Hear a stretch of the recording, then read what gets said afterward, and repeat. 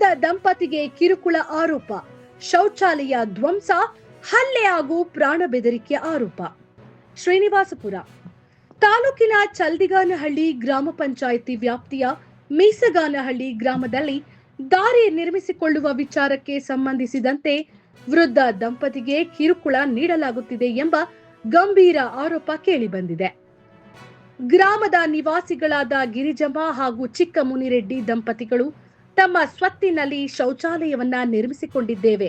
ಆದರೆ ನಮ್ಮ ಮನೆಯ ಹಿಂಭಾಗದಲ್ಲಿ ನಮ್ಮ ದಾಯಾದಿ ಗುಂಪು ಶೆಡ್ ಅನ್ನ ನಿರ್ಮಿಸಿಕೊಂಡು ಅಲ್ಲಿಗೆ ಹೋಗಿ ಬರಲು ಅಕ್ರಮವಾಗಿ ದಾರಿ ನಿರ್ಮಿಸಿಕೊಳ್ಳುವ ಉದ್ದೇಶದಿಂದ ಧ್ವಂಸಗೊಳಿಸಲಾಗಿದೆ ಎಂದು ಆರೋಪಿಸಿದ್ದಾರೆ. ಈ ಕುರಿತು ಮಾತನಾಡಿದ ಗಿರಿಜಮ್ಮ, ಹಲವು ವರ್ಷಗಳಿಂದ ಈ ಜಾಗ ನಮ್ಮ ಸ್ವತ್ತಾಗಿದ್ದು ಇಲ್ಲಿ ಯಾವುದೇ ದಾರಿ ಇರಲಿಲ್ಲ.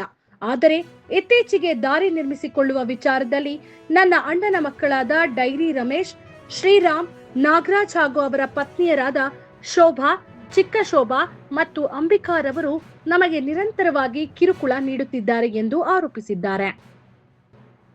ನಾನು ಶೌಚಾಲಯಕ್ಕೆ ತೆರಳಿ ಹೊರಬರುತ್ತಿದ್ದ ಸಂದರ್ಭದಲ್ಲಿ ತಮ್ಮ ಮೇಲೆ ಹಲ್ಲೆ ನಡೆಸಲಾಗಿದ್ದು ತಾಳಿ ಚೈನ್ ಕಿತ್ತು ಹಲ್ಲೆ ಮಾಡಿದ್ದಾರೆ ಎಂಬ ಗಂಭೀರ ಆರೋಪವನ್ನ ಗಿರಿಜಮ್ಮ ಮಾಡಿದ್ದಾರೆ.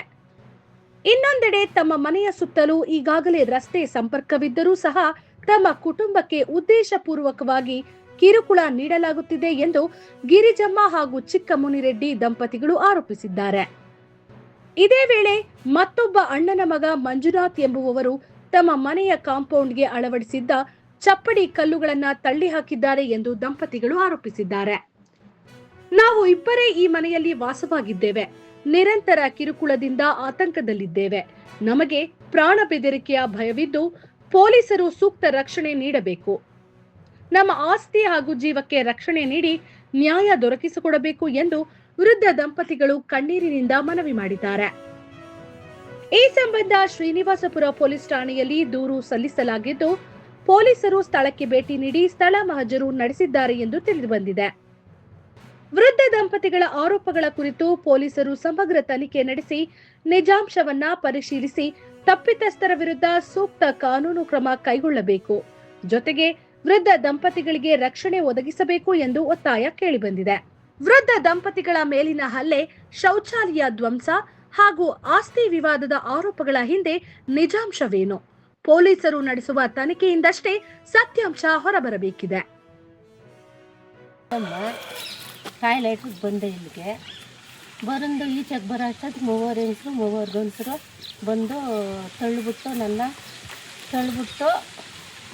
ಹೊಡೆದ್ಬಿಟ್ಟು ಕಾಲಿಗೆ ಕತ್ತಿಸ್ಕೊಂಡು ತಾಳಿ ಎಲ್ಲ ಕಿತ್ತಾಕಿದ್ರು.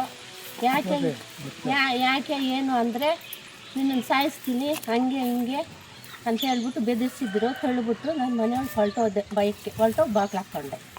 ಯಜಮಾನ್ರಿಂದ ನಾನು ಇದ್ದಿದ್ದು ಒಬ್ಬಳೆ. ಅಂದಮೇಲೆ ಯಜಮಾನಪ್ಪನ ಫೋನ್ ಹಾಕಿದೆ. ಅವ್ರು ಬಂದು ಬರೋ ಅಷ್ಟೊತ್ತು ಗಡಾರಿ ಮುಚ್ಚು ಶಂಕೆಯಲ್ಲಿ ಎತ್ಕೊಂಬಂದು ಓಡಿಸ್ಕೊಂಬಂದ್ರು. ನಿಮ್ಗೆ ಸಾಯಿಸ್ತೀರಿ ಹಂಗೆ ಹಿಂಗೆ ಅಂತ ಬೆದರಿಸಿದ್ರು. ಅಂದಮೇಲೆ ಯಜಮಾನಪ್ಪನ ಕರ್ಕೊಂಡು ನಾನು ಹೊರಟೋದೆ. ಅಂದಮೇಲೆ ಪೊಲೀಸ್ಗೆ ಫೋನ್ ಹಾಕಿದೆ. ನಮ್ಗೆ ರಕ್ಷಣೆ ಬೇಕು. ಬೆಳಗ್ಗೆ 7 ಗಂಟೆಯಲ್ಲೇ ಇಷ್ಟೆಲ್ಲ ಆಯಿತು. ರಾತ್ರಿ ಮನೆಯೊಳಗೆ ಬಂದು ಕತ್ತಿಸ್ದಿರ ಇಕ್ತಾರೆ ಇವರು. ನೀವೇ ಅರ್ಥ ಮಾಡ್ಕೊಳ್ಳಿ. ಆಗಲೇ ಯಾರೂ ಬರಿಲ್ಲ. ನನಗೆ ಆಪ್ರೇಷನ್ ಆಗಿದೆ. ಉಣ್ಣನೆ ಸತ್ತವ್ರಿಗೆ ಆಗಲೇ ಯಾರು ಏನು ಹೆಚ್ಚು ಕಮ್ಮಿ ಅಂತ ಯಾರೂ ಬಂದಿಲ್ಲ. ಎಲ್ಲ ನಿಂತ್ಕೊಂಡು ನೋಡ್ಕೊಂಡಿದ್ದೇವೆ ಅಂತೂ ಯಾರೂ ಬಂದಿಲ್ಲ. ಸಾಯಿಸಿದ್ರೇನು ಅಷ್ಟೇ ತಾನೇ. ನಮ್ಗೆ ರಕ್ಷಣೆ ಬೇಕು, ನ್ಯಾಯ ಬೇಕು. ಏನು ವಿಚಾರವಾಗ ಗಲಾಟೆ ಆಗಿದ್ದು? ವಿಚಾರ ಏನು ನೋಡಿ, ನಮ್ಗೆ ರೋಡ್ ಬೇಕು, ದಾರಿ ಬೇಕು ಅಂತ ನನ್ನನ್ನು ನಾವು ಕೆಲಸ ಕೊಟ್ಟಿದ್ದು. ಹಂಗೆ ಮಾಡಿದ್ದು. ಯಜಮಾನಪ್ಪನ ಬರೋ ಅಷ್ಟೊತ್ತಿಗೆ ಯಜಮಾನಪ್ಪನ ತೊಳ್ಬಿಟ್ಟು ಕಣ್ಣು ಆಪ್ರೇಷನ್ ಆಗುತ್ತೆ. ಎಲ್ಲ ಮುದ್ದಾಕ್ಬಿಟ್ಟು ಯಜಮಾನಪ್ಪನ ಈ ಕೆಲಸ ಕೊಟ್ಟವ್ರೆ. ಯಾರು ನಿಮ್ಮ ಮೇಲೆ ಗಲಾಟೆಗೆ ಬಂದಿದ್ದು? ಡೈರಿ ರಮೇಶ, ಶ್ರೀರಾಮ, ನಾಗರಾಜ, ದೊಡ್ಡ ಶೋಭಾ, ಚಿಕ್ಕ ಶೋಭಾ, ಅಂಬಿಕಾ, 6 ಜನ ನಮ್ಮ ಹಲ್ಲೆ ಮಾಡಕ್ ಬಂದ್ರು. ಇದಕ್ಕೆ ರಕ್ಷಣೆ ಬೇಕು. ನಮ್ಗೆ ಕಂಪ್ಲೇಂಟ್ ಕೊಟ್ಟಿದ್ದೀರಾ? ಕೊಟ್ಟಿದ್ದೀವಿ. ಮೊನ್ನೆ ಒಂದು ಕೊಟ್ಟಿದ್ರು. ಅವ್ರು ನ್ಯಾಯ ನಮ್ಗೆ ಕೊಡ್ತಿಲ್ಲ. ನಿನ್ನೆ ಬೆಳಗ್ಗೆ ಪೊಲೀಸ್ನವ್ರು ಬಂದು ಎಲ್ಲ ಬರ್ಕೊಂಡು ಹೋಗವ್ರೆ. ಬರ್ಕೊಂಡು ಹೋದ್ರು. ಅದನ್ನೇ ಏನು ಹೇಳಿಲ್ಲ. ನಮಗೆ ರಕ್ಷಣಾ ನ್ಯಾಯ ಬೇಕು. ನಾವಿರೋದಿದ್ರೆ ಇಲ್ಲ ಇಲ್ಲ ಸರ್. ಇನ್ನೇನಮ್ಮ ಅದೆಲ್ಲ ಹೊರದಾಕಿರೋದು? ನಾನು 50 ವರ್ಷದಿಂದ ಇಲ್ಲಿರೋದು ಮನೆ ಕಟ್ಟ. ಬಾತ್ರೂಮ್ ಎಲ್ಲ ಯಾರು ಹೊರದಾಕಿರೋದಮ್ಮ? ಶ್ರೀರಾಮ್ನು ಅವ್ರ ಹೆಂಡತಿಗಳು ಗಡಾರಿ ತಂದು ಗಡಾರಿ ಸಂತೆಯಲ್ಲಿ ಎತ್ಕೊಂಡ್ಬಂದು ಹೊಡೆದಾಕಿದ್ರು. ನಾನು ಒಬ್ಳೇನು ಮಾಡೋದು, ನಾನು ತೊಳ್ಬಿಟ್ಟು ಇದು ಮಾಡ್ಬಿಟ್ಟು ಬೇಯಿಸ್ಬಿಟ್ಟು ನನ್ನ ಮನೆಯೊಳಗೆ ಕೊಟ್ಟೋದೆ. ಸಾಯಿಸ್ಬಿಡ್ತೀವಿ, ಏನಾಗುತ್ತೆ ನಿಮ್ಮಿಂದ? ನಾನು ಹುಟ್ಟಿದ್ಲಿ ನಾನು ನಿಮ್ಮಂಗೆ ಹುಟ್ಟಿದ್ದೀನಿ, ನಿಮ್ಮಂಗೆ ನಾವು ಬಂದಿದ್ದೀವಿ ಅಂತ ಹೇಳ್ಬಿಟ್ಟಿದೆ. ನಮ್ಮನ್ನ ದೌರ್ಜನ್ಯ ಮಾಡಿದ್ವಿ. ಅಷ್ಟಾಯ್ತು. ನಮಗೆ ನ್ಯಾಯ ರಕ್ಷಣೆ ಬೇಕು. ನಾವಿರೋದು ಇಬ್ರು ಅಜ್ಜರು, ನ್ಯಾಯ ಕೊಡಿಸ್ಬೇಕು. ಇಲ್ಲ ಅಂದ್ರೆ ನಾವು ಸುಟ್ಟು ಹೋಗ್ತೀವಿ. ಇಲ್ಲನ್ನ ಹೋಗಿ ನಾವು ಆತ್ಮಹತ್ಯೆ ಮಾಡ್ಕೊಳ್ತೀವಿ. ನ್ಯಾಯ ಇರ್ತೀವಿ. ಬಂದು ಕೊಟ್ಟಿಸ್ಬಿಟ್ಟು ನಮ್ಗೆ ಯಾರು ಜವಾಬ್ದಾರಿ? ನಿನ್ನೆನೆ ಯಾರು ಬಂದಿಲ್ಲ. ಯಾರು ಬರ್ತದೆ? ನಮ್ಮ ಮನೆ ಪಕ್ಕದಲ್ಲಿ ಓಡಾಡ್ತಾರೆ. ಹೆಂಗೆ ಆಗ್ತೀಯಾ? ರಾತ್ರಿ ಹೊತ್ತು ಬಂದು ಬದುಕಿಸ್ಬಿಟ್ಟು ನಮ್ಗೆ ಯಾರು ನ್ಯಾಯ ಕೊಡೋರು? ಯಾರು ಆಗುತ್ತಾರೆ?